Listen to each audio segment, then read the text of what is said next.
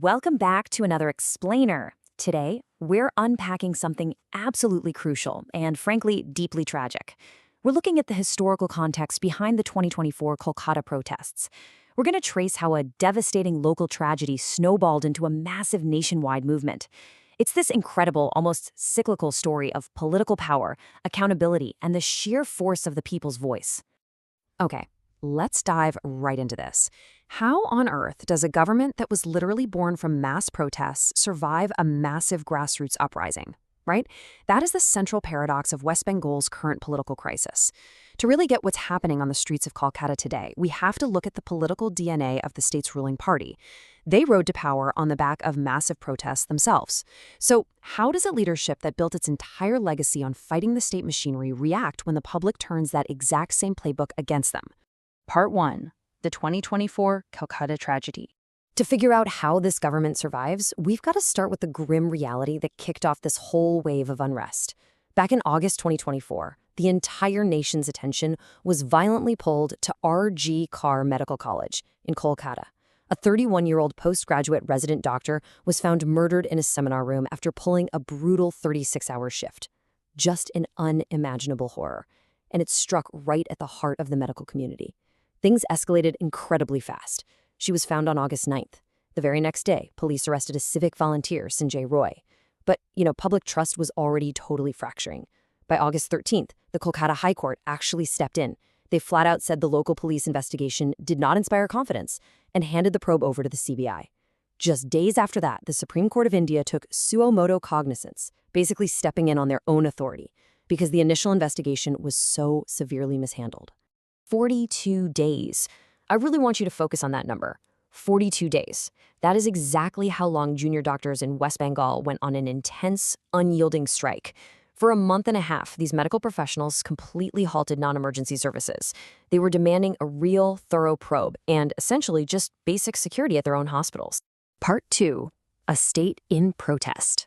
This outrage, it just couldn't be contained to the hospital wards. It sparked this massive societal reckoning. It wasn't just about justice for one doctor anymore. It morphed into a huge movement about women's safety and the basic competence of the state's administration. The mechanics of these protests were honestly powerful to watch. Women all across the state organized these midnight Reclaim the Night marches right on the eve of Independence Day. And the medical community? Their demands were super concrete. They needed better CCTV coverage, designated safe zones in hospitals, and real accountability. Specifically, they called for the Kolkata police commissioner to resign, blaming him for the investigative mess. Things totally exploded on the night of August 14th heading into the 15th. A mob actually broke through barricades and vandalized the R.G. Carr hospital premises, including the emergency ward right near the crime scene. Obviously, the state government and the police faced massive backlash for this. The Kolkata High Court did not mince words here. They delivered this stinging rebuke, calling the vandalism an absolute failure of state machinery. The ruling Trinamool Congress government suddenly found itself completely under siege by public anger. Part 3. Flashback. Singur and Nandigram. Now, to truly grasp the political weight of what we're seeing today, we need to rewind the clock. These protests aren't happening in a vacuum. They echo a very specific, deeply powerful precedent in West Bengal's history. Let's go back to 2006. The state was ruled by the Left Front, this communist coalition that had been in power for decades. They wanted to industrialize a lagging economy, so the government started aggressively acquiring fertile farmland to build special economic zones. We're talking land in Singur for a Tata Motors factory and land in Nandigram for a massive chemical hub. This top-down land grab sparked an immediate, fierce backlash from rural farmers who felt their entire livelihoods were being ripped away. And the situation turned deadly. In December 2006, a 16-year-old anti-land acquisition activist, Tapasu Malik, was brutally murdered in Singur. Fast forward to January 2007, and villagers in Nandigram had literally blockaded their entire region to keep government officials out. Then came the breaking point. On March 14, 2007, the state sent thousands of armed police into Nandigram. They opened fire on the protesters. At least 14 villagers were killed, and dozens more were injured.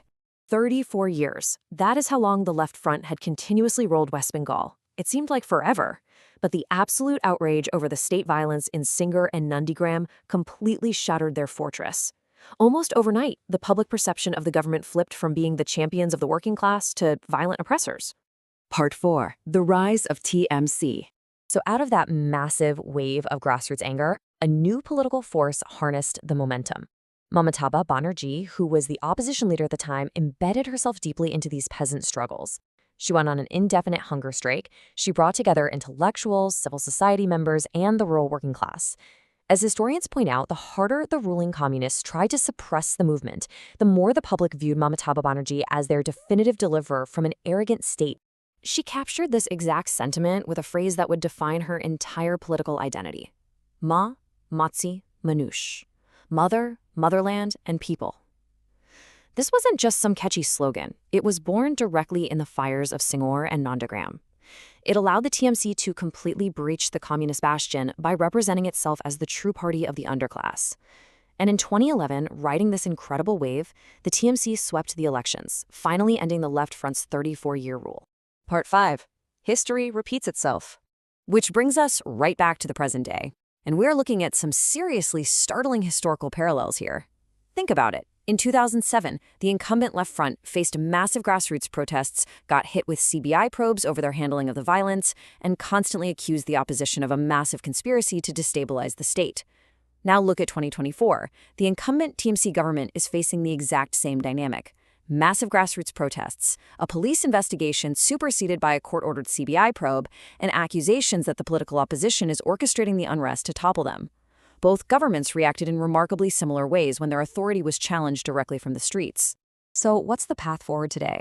Well, while the political fallout in West Bengal is still very much unfolding, some concrete steps are actually being forced at a national level to address the root cause of this 2024 uprising. The Supreme Court of India has established a national task force. It's a 9-member panel made up of top medical professionals, and their job is to formulate nationwide safety protocols for healthcare workers. They are digging into infrastructure, security staffing, and trying to establish hospitals as designated safe zones. On top of that, state governments across India have been mandated to formally audit their existing security measures. We've seen how the land protests of 2007 completely upended a government that seemed totally invincible, right? It birthed a whole new political era in West Bengal. Now, as doctors, students, and everyday citizens march through the nights of 2024 demanding accountability for a horrific crime, we're left with a really vital question to ponder. Will this current uprising reshape West Bengal's political landscape just as the protests of 2007 did? It is a powerful, undeniable reminder that in any democracy, the ultimate check on the state machinery is the collective voice of the people. Thank you so much for joining me for this explainer. Keep questioning, keep learning, and we'll see you next time.